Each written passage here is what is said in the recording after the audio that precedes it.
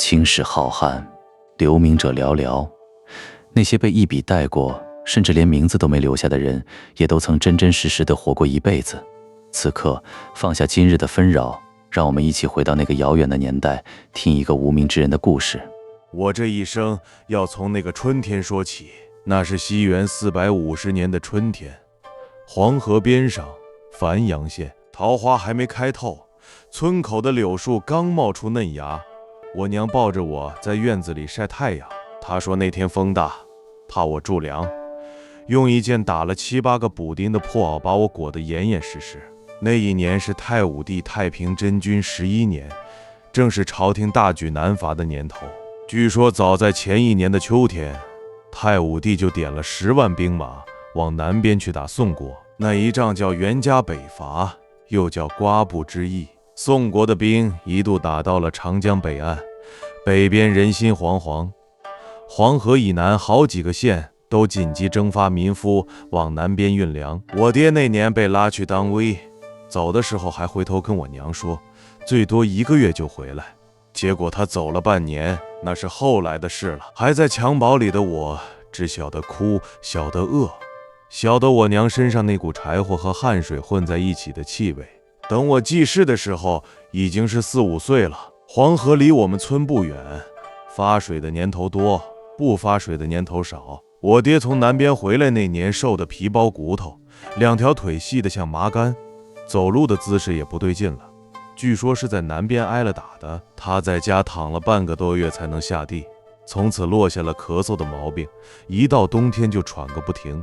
我那时候不懂事，只知道家里米缸见底的次数越来越多了。4、5岁的孩子能帮什么忙呢？上山捡柴火，下地拔草，在沟渠边上挖野菜，这些都是我能做的。我娘把野菜拌着少量的米煮成稀粥，一人1碗，轻的能照见人影。我端着碗坐在门槛上吃，能把碗底舔得干干净净。有一回我问我娘什么时候能吃上一顿纯米饭，我娘愣了一下，摸住我的头说，等你长大了自己挣钱买。她没等到那一天。我9岁那年，公元459年，北魏大旱，整个夏天一滴雨也没落，太阳像一盆火，天天烤着大地，秋天的谷子黄豆全旱死在田里。到了冬天，我们那个村子就开始有人饿死了。我娘本来身子就不好，平常就靠那点野菜稀粥吊着命。大旱那年冬天，她把家里最后一点米全都留给了我和我爹，自己每天就喝几口热水。我爹让她吃，她不肯，说大人饿几天没事，孩子正在长身体。到了腊月里，我娘就起不来床了。她走的时候是个清晨，天还没全亮，我爹把我从睡梦里摇醒，说你娘不行了。我爬到她床边，她已经瘦得只剩一把骨头，连睁眼的力气都快没了。她看着我，嘴唇动了动，想说什么，最后什么也没说出来。她就那样走了。那年我虚岁10岁，连一件像样的衣裳都没有，裹着那件破袄站在院子里，看村里几个老汉抬着我娘的棺材往地里走。黄土一路飞扬，天灰蒙蒙的，我跟在后面，不知道哭，不是不难过，是太小了，小到不知道这叫什么。往后的日子，我爹又当爹又当娘，带着我在地里刨食。他身体不好，力气活干不动了，就把家里仅剩的几亩薄田靠给了村里的宗主大户，自己去帮人家放牛。我呢，去给人家放羊。父子2人每天早出晚归，刨出来的那点粟米大半都冲了宗主的私塾，吃的还是清汤寡水的粥。那时候我想，往后就这样过了吧，放牛放羊，种地交租，等哪天攒够了钱，娶个媳妇再生几个孩子，什么功名前途我压根儿没想过。那时候我也不知道我这辈子会跟打仗绑在一起。我16岁那年，公元466年，出了件大事。那年秋天，北魏大将魏源、孔伯公带着大军往南边打，一路打下了宋国淮河以北4个州。朝廷沿途征发民夫，帮着运粮草。修道路。繁阳县挨着黄河，首当其冲。村里凡是有点力气的男丁都被征走了。我爹那年咳得更厉害了，躺在床上爬不起来，村长就点了我的名，我被编进了运粮的队伍，跟着10几个乡亲往南边走。一路上大车小车全是军粮，草料堆得跟小山似的。我推的那辆车上装的是粟米，走了300里地，肩膀磨出了血，破了皮，晚上睡在路边草垛子里，疼得翻来覆去睡不着。但那是我头一回离开繁阳，见了那么远的地方。我见到了黄河以南新打下来的城池，破了半边墙，城里的房子10室9空，原来住的人都跑光了。我见到了淮河，那条河比黄河窄，但水是绿的，流得很急。我见到了北魏的军队，黑压压的一片，旗帜遮天蔽日，骑兵打着马来回跑，扬起的尘土有半丈高，为首的大将坐在高高的马上，金盔金甲，耀武扬威。我站在路边，2只手使劲攥着车把，低着头不敢抬，心想什么时候我也能那样威风。那时候我不知道，这一辈子等不到那一天了。那次运粮回来之后，我就没再回家种地。县里的官府说了，像我这样的壮丁，身体好，又出了力的，可以编入地方的兵户。我们繁阳那时候归东郡管，那是地方上的地界，地方上的兵叫郡兵，也叫镇戍兵。平常在家种地，每年农闲集训几个月，遇到打仗就征发上前线。我不想去，但我爹说去吧，家里实在揭不开锅了，你在兵户里好歹有口饭吃。我就去了。那时候是496年的冬天，我正式成了北魏的兵，不是京城的禁兵，也不是六镇的精锐，就是地方上的郡兵，归郡守和营里头的军官管住。平常巡逻，看看河，压压犯人，农忙的时候就回家种地。我在队伍里待了下来，一待就是30年。前半辈子的仗不多，465年到475年，这10年间边境上大小摩擦不断，但都是小打小闹，没有多少大仗。我跟着本地的兵守过黄河渡口，到南边的县城里剿过几股小匪，更多的是集训列队、行军、射箭、攻城，日复一日，年复一年。手上茧子越磨越厚，身子骨倒是越来越结实了。470年的时候，我听说京师平城出了大事，皇上把皇位让给了太子，自己当了太上皇。那年我20岁，刚从边境巡逻回来，在营地里烤火时，听老兵们议论，有人说新皇帝年轻气盛，不知道能不能压住场面；有人说听说新皇帝很聪明，以后可能有一番作为。我坐在火堆边上，没吭声，心里想的是下个月营里发的军饷粟米，能不能升斗不少地派到手里。72年的秋天，我被调到了儿田，碓之是黄河岸边的一座城，在今天的山东敕平一带，那时是黄河防线的咽喉。虽说大军已打到淮水，但这大河两岸依旧得防住南边的细作与流兵。我带着10几个人住在那里，一守就是3年。3年里，我见的最多的就是黄河的水。冬天的黄河不好看，灰蒙蒙的，河面上结着薄冰，风吹过来刀子似的，割得脸疼。夏天的黄河倒是好看，水是黄的，流得很急，河滩上长着大片芦苇，风一吹，沙沙作响。可我们没有心思看景，夏天要防着南边的人偷渡，蚊子能把人咬疯。那时候对岸还是刘宋的天下，旗帜是刘家的旗帜，口音是南边的口音。直到数年后，那是4七9年的事了，我才听说南方改朝换代，姓刘的宋国亡了，姓萧的齐国兴起来了。我在河岸上站岗，看着对岸的旗帜一面一面的换，心里没有什么感觉。该打的仗还是要打，该守的河还是要守。换了旗子跟我有什么关系呢？我在着庄认识了一个老兵，叫什么名字我忘了，只记得他比我大10来岁，是个鲜卑人，姓什么我也不知道，只知道他左脸上有道刀疤。他告诉过我，他原来不姓这个，祖上是鲜卑的大姓，后来改来改去，变成现在这个汉姓了。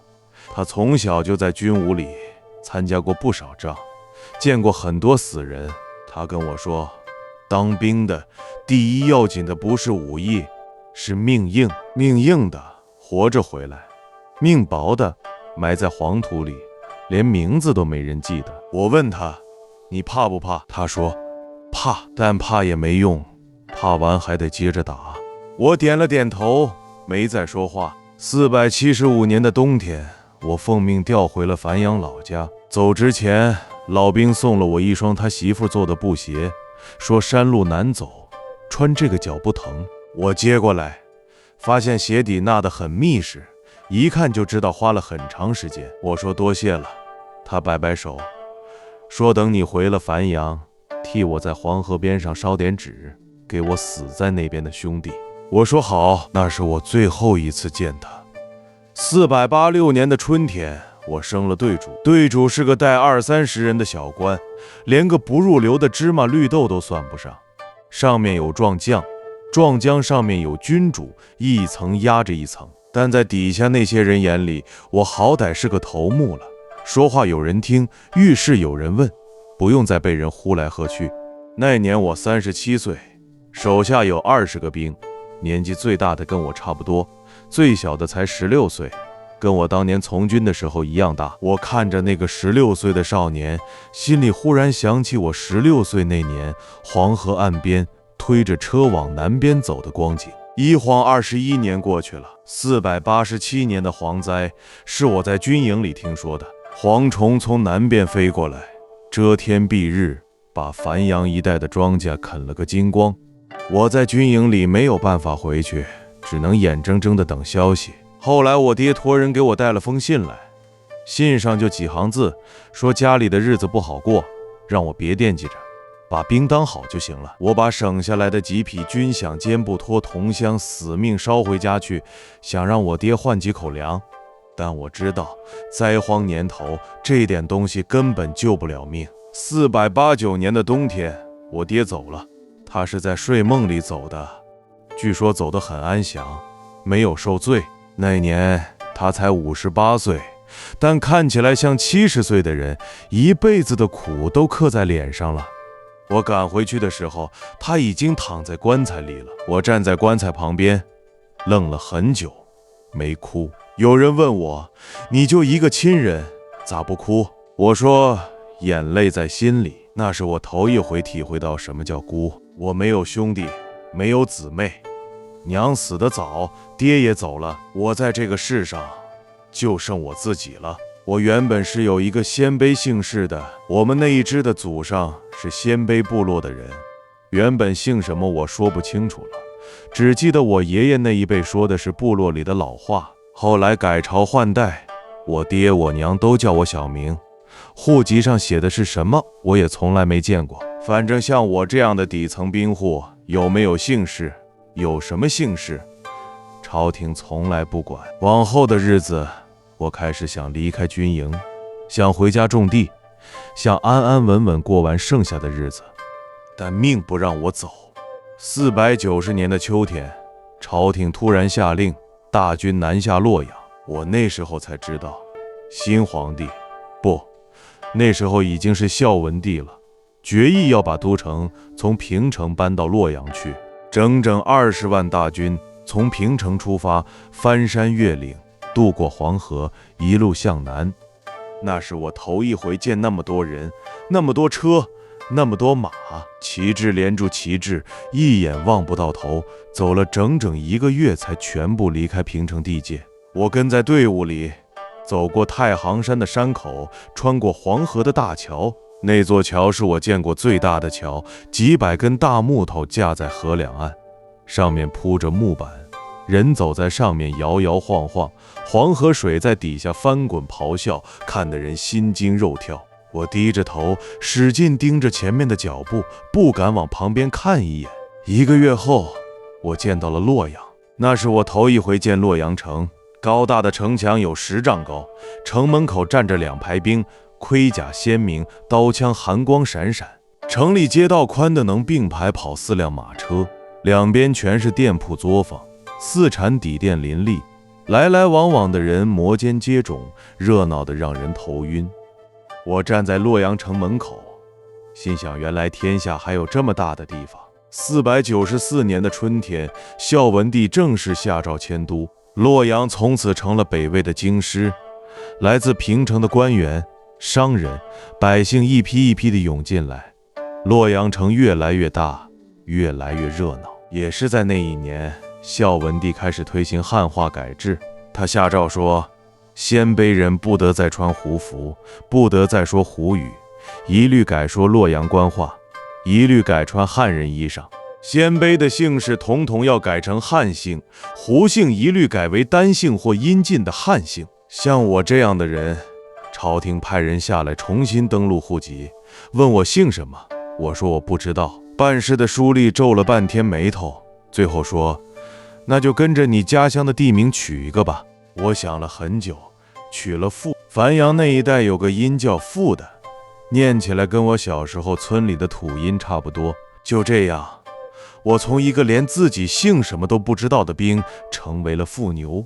改了姓，穿了汉服，学了洛阳腔的我，站在洛阳城头上往下看，来来往往的人都不认识我，那种感觉很奇怪，好像换了一层皮，里子还是原来的里子，骨子里的东西，朝廷的一道圣旨改不掉。夜里睡觉的时候，我偶尔会说梦话，我说的梦话是繁阳的土音，问我的人都听不懂，我也听不懂我自己说了什么，但我知道那些梦话里藏着我真正的人生。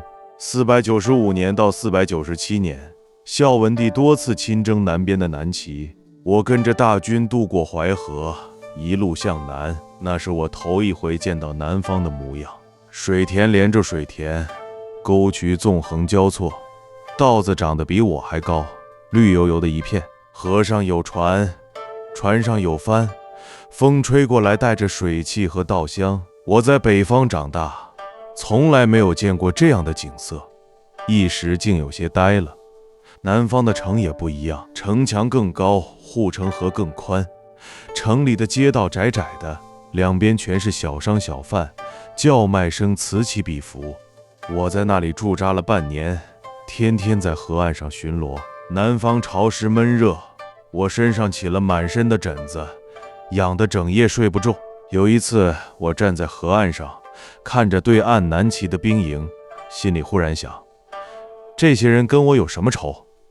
大家都一样当兵吃饷，一样在河岸上挨蚊子咬，一样想着早点回家。可朝廷说打，那就得打。那几次南伐，朝廷损兵折将，并没有占到多少便宜，但我活下来了。孝文帝死的那年，我49岁。499年，他死在了南征的路上。消息传到洛阳，我正在城门口站岗，旁边的兵议论纷纷，有的说可惜了，有的说新帝不一定比老帝强。我没吭声，只是心里想，又换了一个。新帝是宣武帝，孝文帝的儿子，年轻，爱折腾。502年的时候，南边又换了一个皇帝，姓萧的齐国亡了，姓萧的梁国起来了。我站在城头上，听见有人喊南边有反贼称帝了，心里不以为然。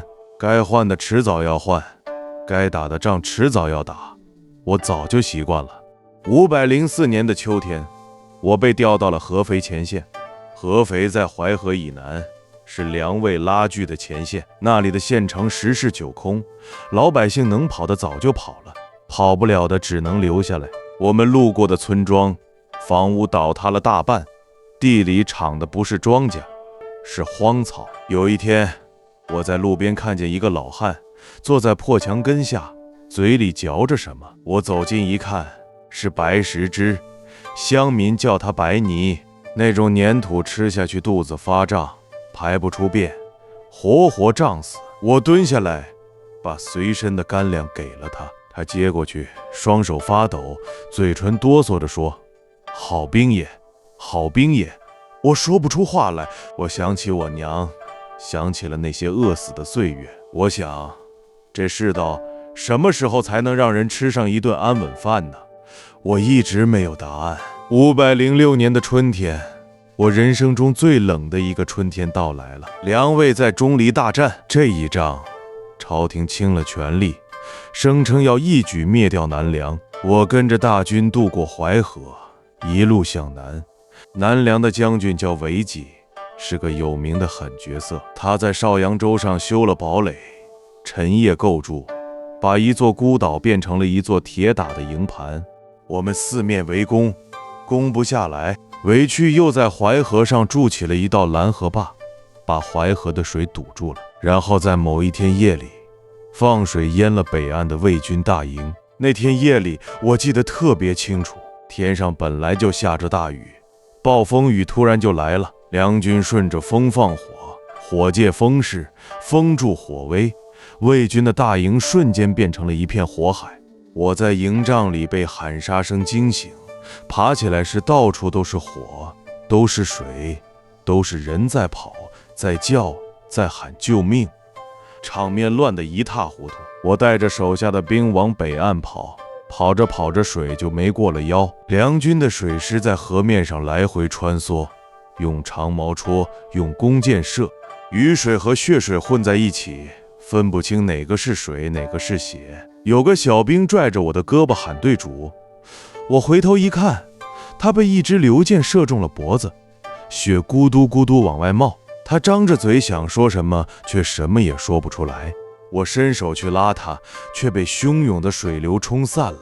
我再见到他的时候，他已经飘在河里了。我这辈子都忘不了那张脸。那一仗，10几万魏军死在了淮河两岸，尸体堆在河里，水都流不动了。我拼命往北岸游，攀着一个又一个浮在水上的死人，像爬梯子一样往岸边靠。游到一半，左臂被一块滚落的石头砸中，骨头咔嚓一声闷响，当时就没了知觉。我以为我要死在淮河里了。我醒过来的时候，已经是3天后了。我躺在一艘民船的船舱里，旁边躺着的都是伤兵，有的断了胳膊，有的瞎了眼，有的烧得面目全非。救我的是淮河边上的几个老汉，他们划着小船在河里捞人，捞上来活的就算运气。我的左臂保住了，但再也伸不直了，骨头长歪了。大夫说，除非神仙下凡，否则不可能恢复如初。从那之后，我的左臂就一直是半弯着的，天冷的时候疼，天热的时候酸，重活干不了，马也骑不了了。一个靠打仗吃饭的兵不能打仗了。伤好了之后，我被调回了洛阳，没有赏也没有罚，就这样悄悄地回了洛阳，编进了城门守兵。从前在战场上拼命的老兵，如今只能在城门口站岗，看南来北往的人，看繁华的洛阳城一天天热闹起来。506年之后的洛阳城其实挺热闹的，酒肆市禅林立，商人旅客络绎不绝，城门口每天车水马龙。我站在城门口执勤，有时候心里想，这些人里面有多少知道淮河里飘过多少同袍的尸首呢？大概一个都没有。510年的夏天，洛阳城里刮了一场大风，那风大的能把城门口的大槐树连根拔起来，屋顶上的瓦片像下雨似的往下掉。我在城头上站着，看着城门外的树一棵一棵倒下去，心里想，这天气是怎么了？那年我61岁，头发白了一半，牙也掉了几颗。跟我一起在城门口站岗的老兵，有的回了老家，有的病死了，有的投奔了各地的军阀。洛阳城里认识的人越来越少，到了后来就只剩我一个人了。513年，淮水决堤，那一年南北都是大水，书上写是大岁也，大饥，人相识，我亲眼见到了。流民一批一批地涌进洛阳城，有的从河北来，有的从山东来，有的从南边的战场上逃过来的。他们衣衫褴褛，面黄肌瘦，有的手里牵着孩子，有的背上背着老人。我在城门口执勤，看着他们一个一个走过去，心里堵得难受。我把本就不多的米粥分了给路边的人，1碗粥递出去，那人接过去，咕咚咕咚喝了，然后抬起头看我，眼睛里有点光，那光转瞬就灭了。他转过身去，拖着2条腿继续往前走。那一刻，我忽然想起来，我娘死的那年，我站在棺材旁边，愣愣的，不知道哭，我也不知道5113年那些走过我身边的人，有几个能活过那个冬天。515年的秋天，宣武帝死了，死的时候才33岁，据说是吃丹药吃死的。他死之后，年幼的孝明帝即位，由胡太后临朝听政。洛阳城表面上风平浪静，暗地里波涛汹涌。太后跟大臣争，大臣跟太监争。尔朱荣在山西招兵买马，6镇的将领一个个做大。我在城门口站岗，看着一车一车的官员来来去去，谁是好人谁是坏人，我分不清楚，也不想分清楚。520年，我71岁了。那年秋天特别冷，刮了好几天大风。我病倒在洛阳城东的一间破屋子里，那屋子是官府配给老兵住的，年久失修，四面漏风，冬天冷得像冰窖，夏天热得像蒸笼。别人都嫌这地方破，不愿意住，我住了10多年，早就住出感情来了。躺着的时候，我想了很多事，想起繁阳老家，想起黄河春天的水，夏天的蝉鸣，秋天的粟子，想起我娘，想起我爹，想起钟离那一仗，淮河里飘着的那些人，想起那个吃白泥的老汉，他后来到底死了没有？想起我30岁那年娶的媳妇，她是繁阳一个庄稼人的女儿，模样不记得了，只记得她很瘦，很老实。我娶她的时候已经是486年了，我37岁，队主，当兵的，在那个年头算是晚婚了。她跟着我没有享过一天福，第2年春天就得病走了，连孩子都没来得及生。想起我爹送我去当兵的那天早上，他站在村口，一句话也没说，只是看着我。我走出10几步，回头一看，他还在那里站着。后来才知道，那是父子最后一面。想起那些死在淮河里的同袍，他们的名字我记得7、8个，但我不敢去打听他们的家人在哪里，打听出来又能怎样？人家家里早就以为他们死在南边了，早就哭过了。我再去说一遍，不是往人家伤口上撒盐吗？想起洛阳城门口的日光，每天早上太阳从东边升起来，光打在城门楼子上，金灿灿的。下午太阳往西边落下去，光又打在城门楼子上，还是金灿灿的。日复一日，年复一年，洛阳城门口的人来了又去，去了又来，换了多少张面孔，我数不清了。70年就这样过去了，70年里换了多少位坐龙椅的万岁，我数不清了。从我生下来时的太武爷，到后来的文成爷、献文爷，再到把都城搬来洛阳的太和先帝，前几年驾崩的宣武爷，一个一个来，一个一个走，好像走马灯。我在队伍里喊过万岁，也跟着别人一起喊过万岁，喊完就忘了。70年里打了多少仗，我数不清了。小仗不算，光大仗，太平真军南伐那一仗我没赶上，钟离那一仗我在河里泡了一夜，在鬼门关上走了一遭又回来了。回来了又怎样？胳膊残了，功劳簿上没有我的名字，别人也不知道我是谁。70年里见了多少死人，我数不清了。我娘，我爹，我媳妇，我同袍，有名有姓的记得几个，无名无姓的就更多了。死人的事在那些年头就像下雨一样平常，平常到后来我都麻木了。麻木了也好，不麻木那日子没法过。